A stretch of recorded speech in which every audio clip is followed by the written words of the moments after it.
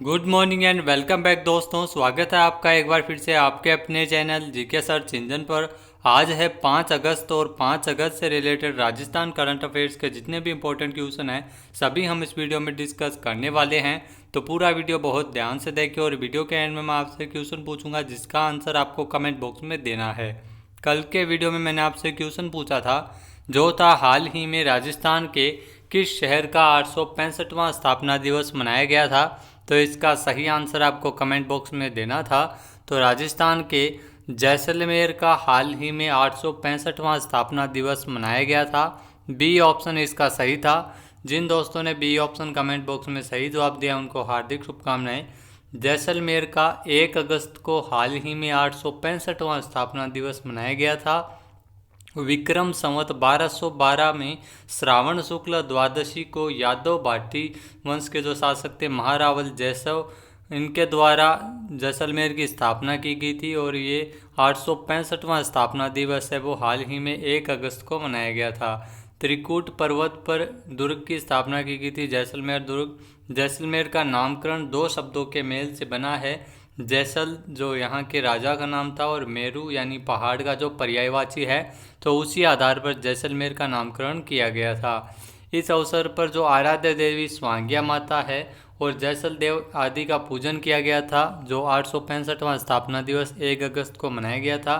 सैनिकों की देवी तनोट माता का मंदिर भी जैसलमेर में स्थित है। तो इम्पोर्टेंट है, जैसलमेर का 865वां स्थापना दिवस हाल ही में मनाया गया था। चलिए स्टार्ट करते हैं। पहला यहाँ पे क्वेश्चन है, हाल ही में किस राज्य सरकार द्वारा भारत छोड़ो आंदोलन की वर्षगांठ पर राज्य के स्वतंत्रता सेनानियों का उनके घर घर जाकर सम्मान किया जाएगा। तो हाल ही में राजस्थान सरकार द्वारा भारत छोड़ो आंदोलन की वर्षगांठ के अवसर पर स्वतंत्रता सेनानियों का सम्मान उनके घर जाकर किया जाएगा। बी ऑप्शन इसका सही हो जाएगा। आइए जानते हैं इम्पोर्टेंट फैक्ट्स। तो राजस्थान सरकार द्वारा राज्य के स्वतंत्रता सेनानियों का सम्मानित किया जाएगा राजस्थान सरकार और उनके घर घर जाकर राजस्थान सरकार के द्वारा इसमें स्वतंत्रता सेनानियों का सम्मान किया जाएगा। मुख्यमंत्री अशोक गहलोत द्वारा इस संबंध में सभी जिला कलेक्टरों को ये आदेश दिए हैं। राजस्थान में अभी वर्तमान में 29 स्वतंत्रता सेनानी है। राजस्थान सरकार की ओर से हर वर्ष भारत छोड़ो आंदोलन की वर्षगांठ पर स्वतंत्रता सेनानियों का सम्मान किया जाता है और ये सम्मान जिलों में आयोजित कार्यक्रमों में होता है। लेकिन इस बार कोविड-19 के चलते ये सम्मान उन्हें घर घर जाकर दिया जाएगा। भारत छोड़ो आंदोलन की बात की जाए तो भारत छोड़ो आंदोलन की इस साल 2020 में 78वीं वर्षगांठ मनाई जाएगी। 8 अगस्त 1942 में महात्मा गांधी जी के द्वारा ब्रिटिश शासन को समाप्त करने के लिए भारत छोड़ो आंदोलन है वो शुरू किया गया था और 78वीं वर्षगांठ है वो इस साल 2020 में भारत छोड़ो आंदोलन की मनाई जा रही है। नेक्स्ट यहाँ पे क्वेश्चन है, राजस्थान सरकार द्वारा कब से जिम और योगा इंस्टीट्यूट्स को खोलने की इजाज़त दी गई है। तो राजस्थान सरकार द्वारा 5 अगस्त से यानी आज से ही जिम और योगा इंस्टीट्यूट्स खोले जाने की इजाज़त दी गई है। सी ऑप्शन इसका सही हो जाएगा। आइए जानते हैं इम्पोर्टेंट फैक्ट्स। तो जब से लॉकडाउन शुरू हुआ था तब से जिम और योगा इंस्टीट्यूट्स को बंद रखा गया था, लेकिन अनलॉक 3 के अंतर्गत 5 अगस्त से राजस्थान में सभी जिम और योगा इंस्टीट्यूट्स को खोलने की इजाज़त है वो दी गई है। गृह विभाग के अतिरिक्त मुख्य सचिव रोहित कुमार सिंह के द्वारा मंगलवार को आपको बता दें कि इस संबंध में आदेश जारी किया गया था और ये गाइडलाइंस भी जारी की गई थी जिसमें कोरोना महामारी के मद्देनज़र 2 गज की दूरी के साथ अन्य जो भी सोशल डिस्टेंसिंग के नियमों का पालन करना जरूरी होगा। और राजस्थान सरकार द्वारा केंद्र की गाइडलाइंस का पालन करते हुए जिम में रोजाना वर्कआउट करने वालों की संख्या 40 से घटाकर 15 तक सीमित कर दी गई है।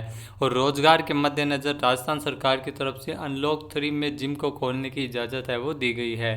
तो जिम और योगा इंस्टीट्यूट्स है वो खोले जाने की मंजूरी है वो राजस्थान सरकार द्वारा दी गई है। नेक्स्ट यहाँ पे क्वेश्चन है, हाल ही में राजस्थान सरकार ने भारतीय प्रशासनिक सेवा के कितने अधिकारियों के तबादले किए हैं। तो हाल ही में राजस्थान सरकार द्वारा भारतीय प्रशासनिक सेवा यानी आरएएस अधिकारियों के कुल आपको बता दें कि 31 आरएएस अधिकारियों के तबादले किए हैं। सी ऑप्शन इसका सही हो जाएगा। आइए जानते हैं इम्पोर्टेंट फैक्ट्स। तो राजस्थान सरकार ने भारतीय प्रशासनिक सेवा के 31 अधिकारियों के तबादले है वो हाल ही में किए हैं।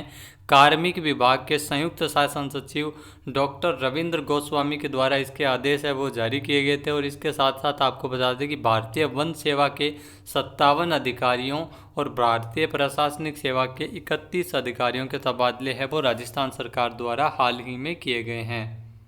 नेक्स्ट यहाँ पे क्वेश्चन है, हाल ही में राजस्थान से हलदर जैविक पुरस्कार के लिए किसका चयन हुआ है? तो राजस्थान से हलदर जैविक पुरस्कार के लिए सुरेंद्र अवाना को चुना गया है। सी ऑप्शन इसका सही हो जाएगा। हलदर जैविक पुरस्कार के लिए सुरेंद्र अवाना का चयन हुआ है राजस्थान से। आइए जानते हैं इंपॉर्टेंट फैक्ट्स। तो हलदर जैविक पुरस्कार 2019 के लिए राजस्थान के जयपुर के किसान सुरेंद्र अवाना को इसके लिए चुना गया है।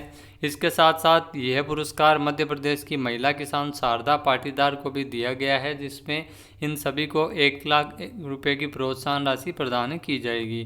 भारतीय कृषि अनुसंधान परिषद के 92वें स्थापना दिवस पर 20 अलग अलग श्रेणियों में कुल 161 पुरस्कार प्रदान किए गए थे। भारतीय कृषि अनुसंधान परिषद की स्थापना 16 जुलाई 1929 को की गई थी, जिसमें मुख्यालय नई दिल्ली है जिसका भारतीय कृषि अनुसंधान परिषद का, और केंद्रीय कृषि व किसान कल्याण मंत्री नरेंद्र सिंह तोमर द्वारा ये पुरस्कार प्रदान किए गए थे। सुरेंद्र अवाना हलदर जैविक पुरस्कार जिनको दिया गया था। नेक्स्ट यहाँ पे क्वेश्चन है, खेलो इंडिया यूथ गेम्स के चौथे संस्करण का आयोजन किस राज्य में किया जाएगा? तो खेलो इंडिया यूथ गेम्स के चौथे संस्करण का आयोजन है वो हरियाणा में किया जाएगा। ए ऑप्शन इसका सही हो जाएगा। आइए जानते हैं इंपॉर्टेंट फैक्ट्स। तो 25 जुलाई 2020 को केंद्रीय युवा मामलों के जो मंत्री है किरण रिजिजू और हरियाणा के मुख्यमंत्री मनोहर सिंह खट्टर के द्वारा खेलो इंडिया यूथ गेम्स के चौथे संस्करण की घोषणा करते हुए कहा गया है कि इस संस्करण का आयोजन हरियाणा के पंचकुला में किया जाएगा। वर्ष 2021 में खेलो इंडिया यूथ गेम्स के चौथे संस्करण का आयोजन है वो हरियाणा में टोक्यो ओलंपिक के बाद आयोजित किए जाएंगे। ये जो खेलो इंडिया यूथ गेम्स का चौथा संस्करण है, इससे पहले तीसरे संस्करण का आयोजन है वो असम के गुवाहाटी में किया जा चुका है। नेक्स्ट यहाँ पे क्वेश्चन है, राजस्थान में आगामी 2 साल का विधायक कोष की राशि मेडिकल इंफ्रास्ट्रक्चर को मजबूत करने के इस्तेमाल में घोषणा किसने की है? तो राजस्थान में आगामी 2 साल का विधायक कोष की जितनी भी राशि है वो मेडिकल इंफ्रास्ट्रक्चर को मजबूत करने के लिए की जाएगी, और यह घोषणा की है मुख्यमंत्री अशोक गहलोत ने। बी ऑप्शन इसका सही हो जाएगा। राजस्थान के मुख्यमंत्री अशोक गहलोत ने इसकी घोषणा की है। आइए जानते हैं इंपॉर्टेंट फैक्ट्स। तो राजस्थान में आगामी 2 साल तक विधायक कोष की राशि को मेडिकल इंफ्रास्ट्रक्चर के रूप में मजबूत करने के लिए इस्तेमाल की जाएगी, और इसकी घोषणा मुख्यमंत्री अशोक गहलोत ने की है। 2 साल तक विधायक कोष का पैसा केवल मेडिकल सेक्टर से जुड़े कार्यों पर खर्च किया जाएगा। इस तरह की पहल करने वाला राजस्थान देश का पहला राज्य बन गया है, और देश प्रदेश का मेडिकल सिस्टम दूसरे देशों की तुलना में काफ़ी कमज़ोर है भारत का और राजस्थान का। इसको देखते हुए राजस्थान सरकार द्वारा ये फैसला लिया गया है। वहीं राजस्थान में विधायक स्थानीय क्षेत्र की विकास निधि में प्रतिवर्ष मिलने वाली जो राशि है उसमें से 1 करोड़ रुपए की राशि है वो मेडिकल इंफ्रास्ट्रक्चर के लिए लगाई जाएगी। नेक्स्ट यहाँ पे क्वेश्चन है, राजस्थान में रोडवेज कर्मचारियों का महंगाई भत्ता कब से 10% बढ़ाया गया है? तो राजस्थान में रोडवेज कर्मचारियों का जो महंगाई भत्ता है उसे 10% बढ़ा दिया गया है, और ये बढ़ी हुई दरें हैं वो 1 मार्च 2020 से लागू की गई है। बी ऑप्शन इसका सही हो जाएगा। आइए जानते हैं इंपॉर्टेंट फैक्ट्स। तो राजस्थान में रोडवेज कर्मचारियों का जो महंगाई भत्ता है उसमें 10% की बढ़ोतरी की गई है। पहले ये महंगाई भत्ता 154% था, जिसे बढ़ाकर 164% किया गया है, और ये जो बढ़ी हुई दरें हैं वो 1 मार्च 2020 से ये महंगाई भत्ता है वो नकदी दिया जाएगा। इसके आदेश है वो राजस्थान पथ परिवहन निगम के जो अध्यक्ष हैं नवीन जैन, उनके द्वारा जारी किए गए थे। नेक्स्ट यहाँ पे क्वेश्चन है, राजस्थान में मनरेगा योजना के तहत श्रमिकों की दैनिक मजदूरी में कितने रुपए की बढ़ोतरी की गई है? तो राजस्थान में मनरेगा योजना के तहत श्रमिकों की जो दैनिक मजदूरी है उसमें 21 रुपये प्रतिदिन के हिसाब से बढ़ोतरी की गई है। बी ऑप्शन इसका सही हो जाएगा। आइए जानते हैं इंपॉर्टेंट फैक्ट्स। तो राजस्थान में मनरेगा योजना के तहत श्रमिकों की जो दैनिक मजदूरी है उसमें 21 रुपये प्रतिदिन की बढ़ोतरी की गई है। पहले जो दैनिक मजदूरी थी वो 199 रुपये प्रतिदिन थी, जिसे बढ़ाकर 220 रुपये किया गया है। 1 अप्रैल 2020 से ये बढ़ी हुई दरें हैं वो लागू हुई है।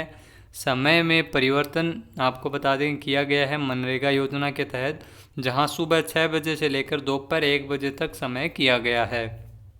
मेट व कारीगरों के लिए 213 रुपये दैनिक मजदूरी से बढ़ाकर 235 रुपये की गई है। और इसके तहत आपको बता दें कि मनरेगा योजना के अंतर्गत एक वयस्क सदस्य को वित्त वर्ष में कम से कम 100 दिनों का रोजगार है वो दिया जाता है। राजस्थान श्रमिक नियोजन के मामले में देश में पहले स्थान पर रहा है।